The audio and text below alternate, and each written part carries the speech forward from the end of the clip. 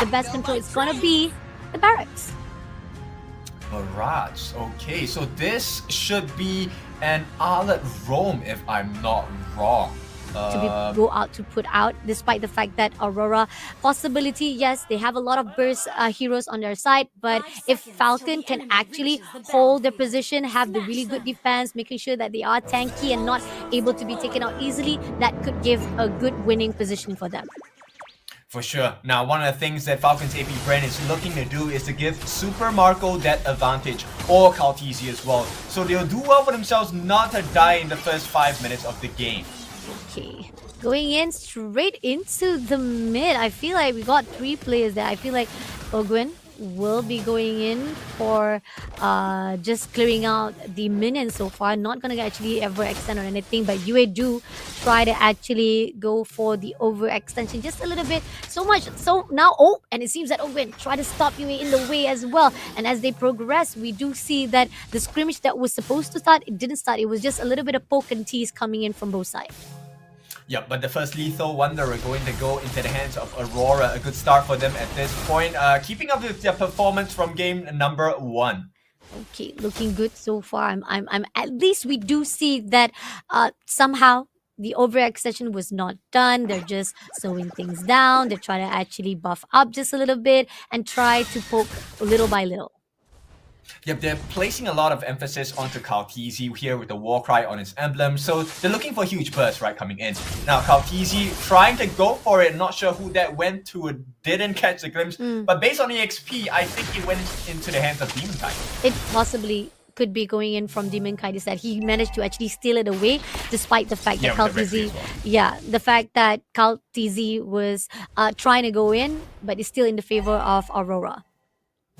Now, with that being said, this is going to be the first neutral objective of the game coming up in a couple of seconds. First turtle, this could set the stage for either team to break that deadlock. Oh, we do see Demonkite gonna poke in. That's a good input right here by Ogwen coming in. He doesn't actually go for overextension, just that Edward try to push him out away. And just a little bit, it's gonna be the turtle in the hands of Demonkite to get a good upper hand for the team of Aurora. Yep, unfortunate for Ogwen there. He did not hit for right at the correct time just yet. So that allowed Aurora to really make the moves onto that first turtle of the game. Now, Renegade looking for an entry point into Super Marco.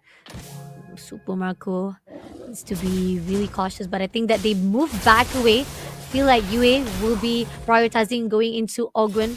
They are also waiting to see whether or not Ogwen try to actually contest for that purple buff. As we see, going in for a fight with Renegade, Ogwen managed to spur away, and Aurora still managed to move from any casualty that was put out by FCAP.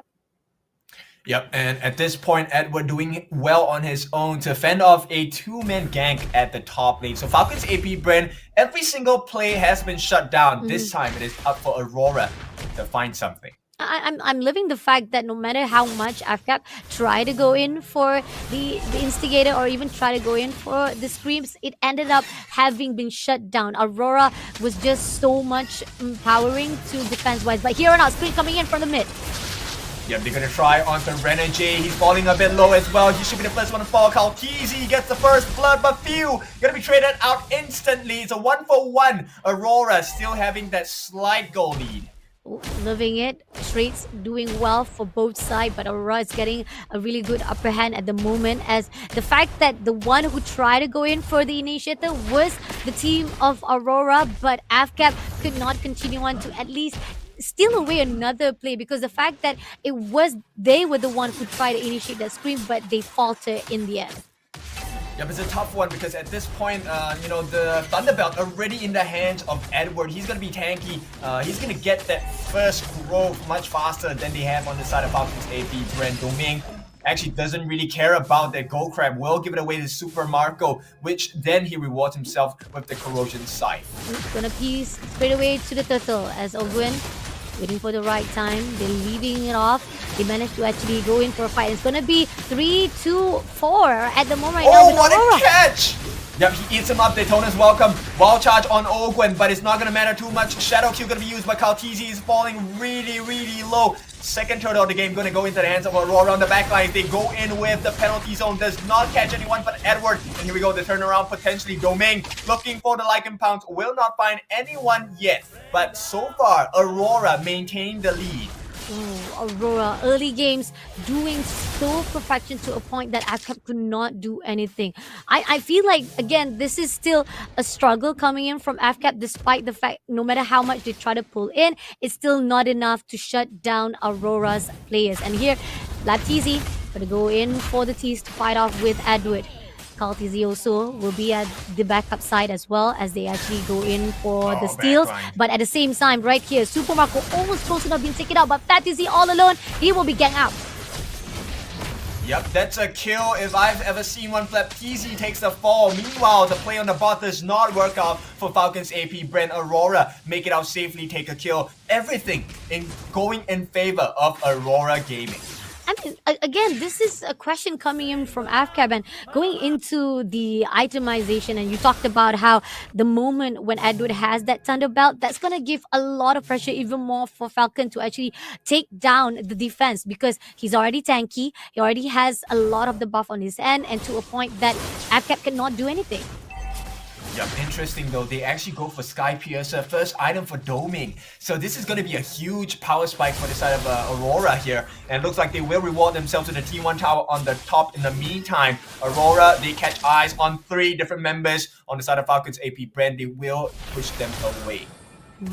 Looking on the level right now, we do know for a fact that Kaltizi is with 10. He is on the same par with Demon Kite, but at the same process right here, we saw Ogwen having a little bit struggle to actually pull through. He tried to actually find as much input as possible, but the third turtle, the last turtle coming up, Flapteezy try to go in for the initiator, and Aurora is already looking to finish it off. Yep. Main gear gonna try and join in the fight, and here we go. Lycan Pounce available. He's gonna jump in. They will get the turtle, but at what cost? Because Flapteezy is dead, taken apart. It's going to be a 1 kill going to the side of Aurora. If Aurora gets 1 more kill here, it's going to be a perfect trade. Here we go. Kaltizi being threatened here. Doming waiting, but he does get spotted out. So Aurora, they know not to overextend. They will back out. But at least the trade's still coming up for their side. They're still in the lead.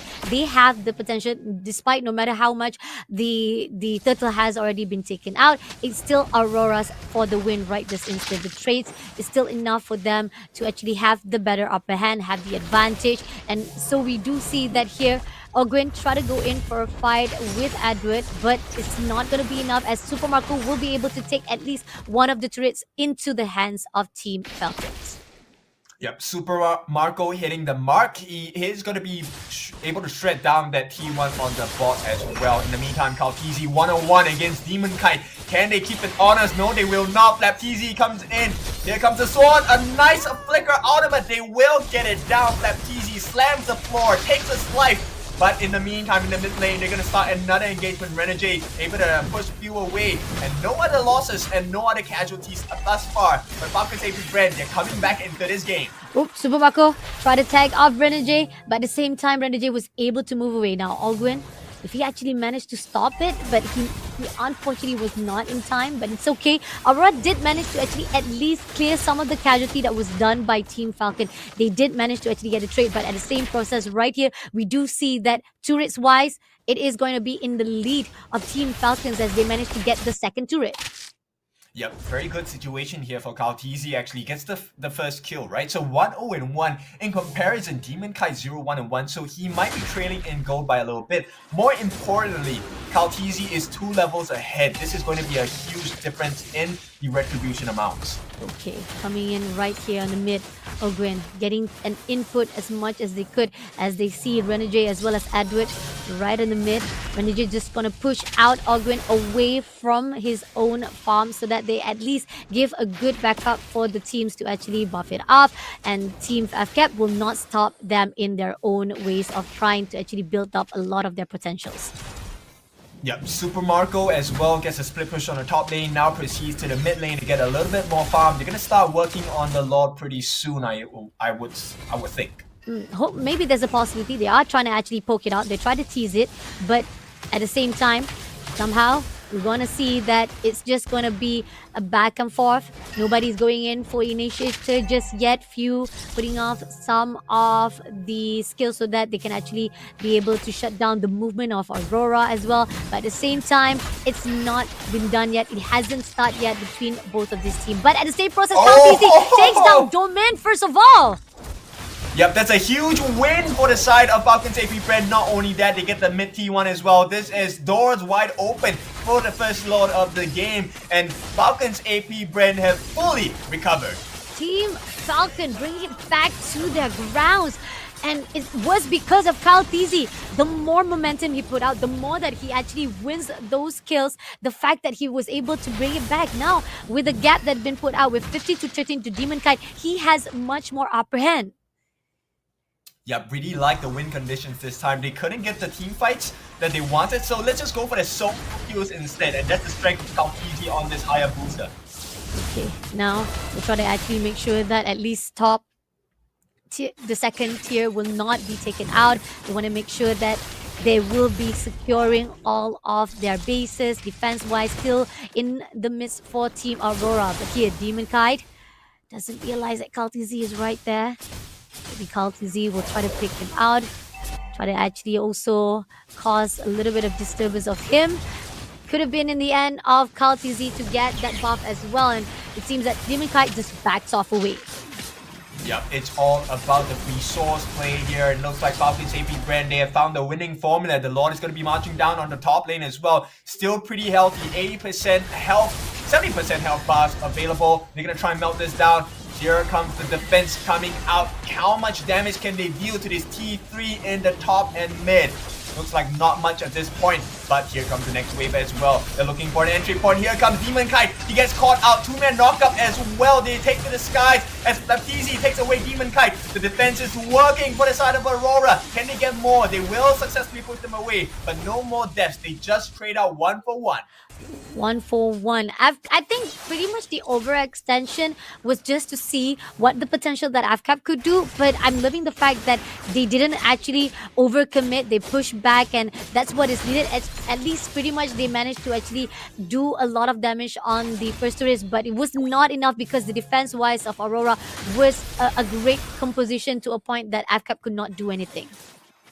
Yep, and you know, the benefit of this is they are able to survive, right? So Aurora, they need to start working around the map. Owen here, gonna use the power of nature for sure to walk away, make sure he has the MPCC properties as well.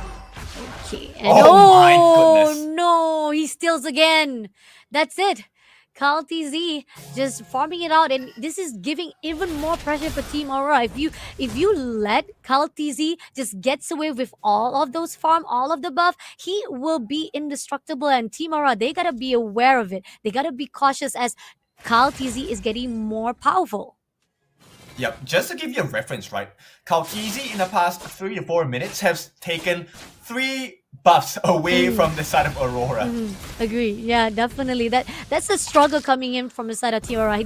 They're not buffing. They're not able to even farm. They've been stolen away, denied of every opportunity to at least raise up their levels, as well as raising off their itemization. And now it's going to give them a little bit struggle if they want to actually go in for the scrims.